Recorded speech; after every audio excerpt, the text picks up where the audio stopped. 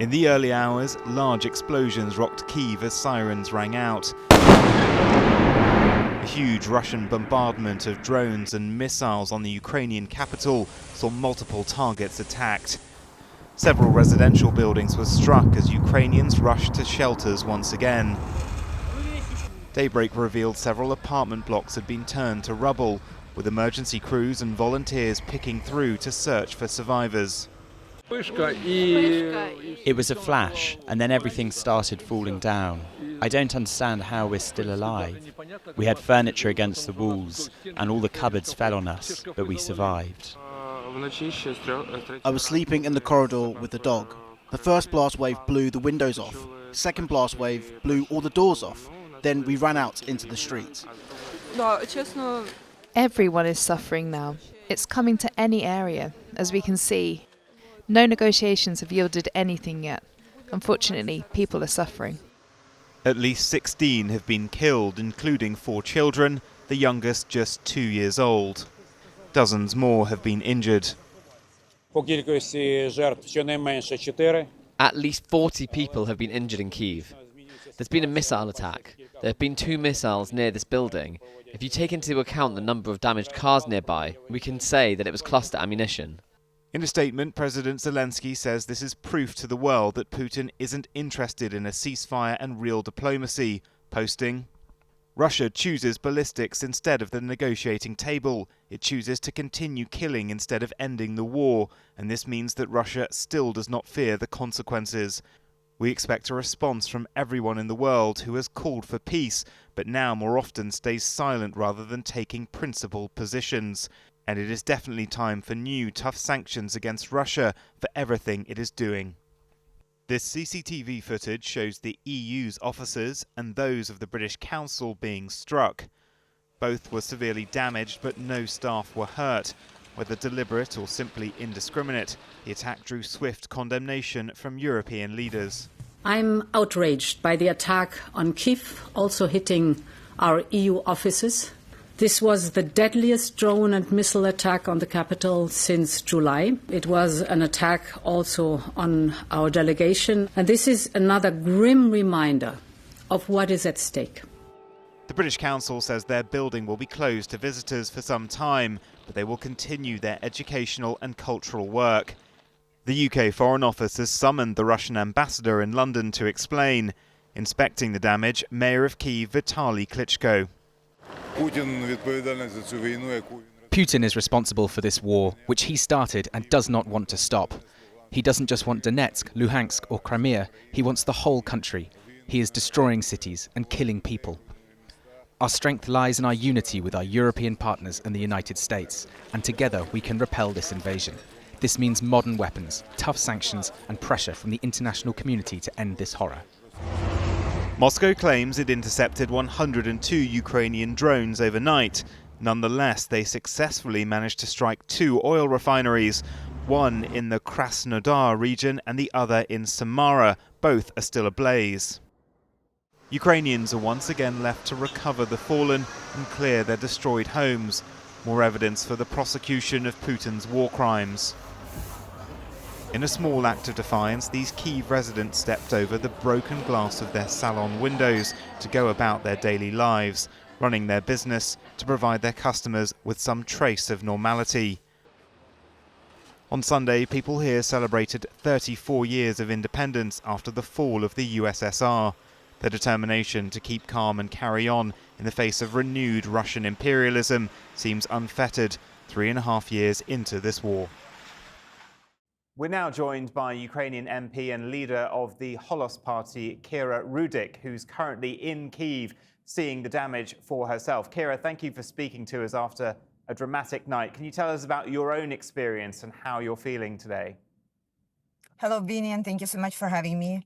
Indeed, it was a devastating night, and especially it was so devastating because it happened right after the celebrations of in Ukraine's independence, where I have heard from so many people in Kyiv that they finally have hope.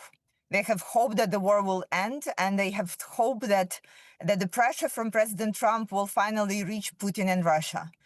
Right now, I wonder how many of those people have survived through the night. And today we are trying to figure out who is alive and not, and our rescue services are still actively working. As of right now, we know of 16 people killed, including 3 children, and we know that at least 48 people are being wounded. And the rescue works are still undergoing, and this is just terrifying. The biggest attack for several months. How are Ukrainians reacting this morning? It was not unexpected. However, we always had hopes that it wouldn't happen again, that the reputation of American president will have some influence on Russia, that they wouldn't dare to make this public slap, but it's not only a public insult of American president. So today the Office of Representation of European Union was attacked. A British Council building was attacked. So it's just Putin's insult on everyone, on all our European allies. And we just hope that people would not continue hoping to see something in Putin's eyes, but actually will start acting. And Steve Witkoff and the rest, they say that you can strike a deal with Russia. Well, while you are striking this deal, Russia is actually striking us. And we have agreed to a ceasefire, and we have asked for a ceasefire right away.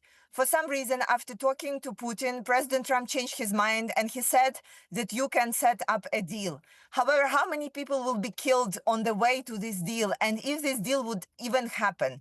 As of right now, we see no real steps from Russia that would confirm that they really want to end the war.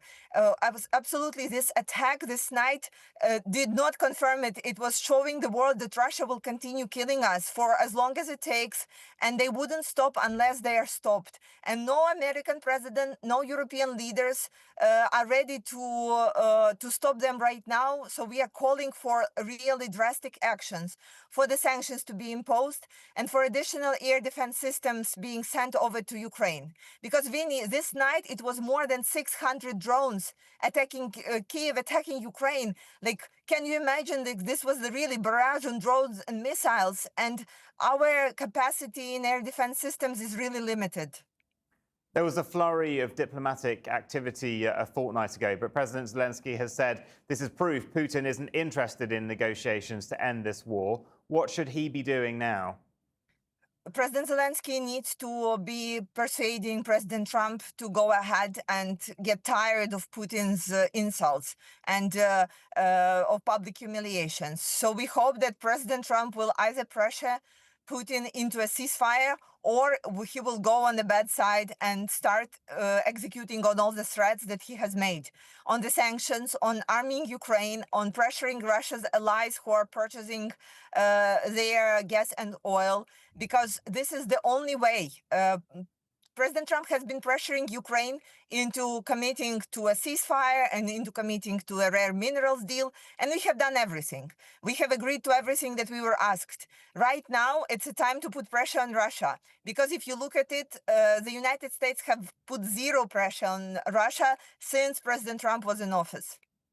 Do you think President Trump might realize, because he is swayed by television pictures, looking at these scenes, will he clock that Russia was simply stalling and that this was all theatre, perhaps, on their side? We hope that he will.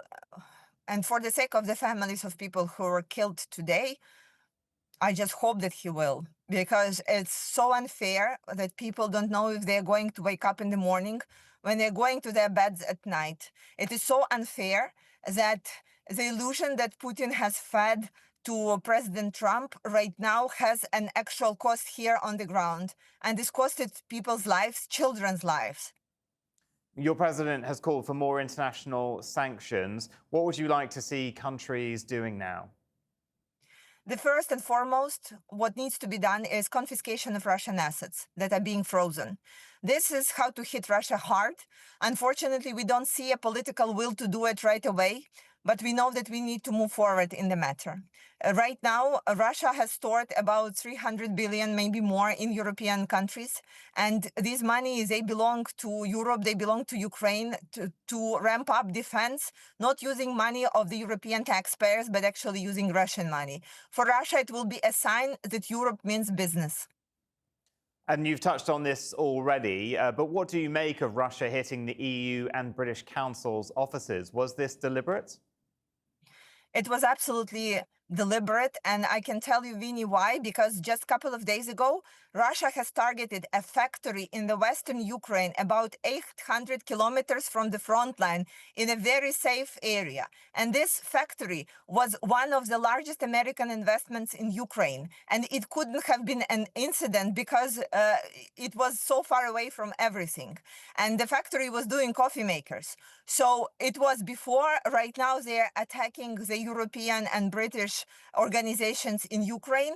It was a targeted attack to show that Russia doesn't care about anything, that Russia feels strong enough and in the capacity to continue attacking, to continue fighting, and that European countries and European and American leadership cannot protect their interest here on the ground in Ukraine.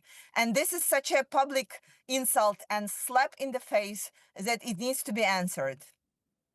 Kira Rudik, Ukrainian MP and leader of the Holos Party, thank you very much and stay safe. Thank you, and glory to Ukraine.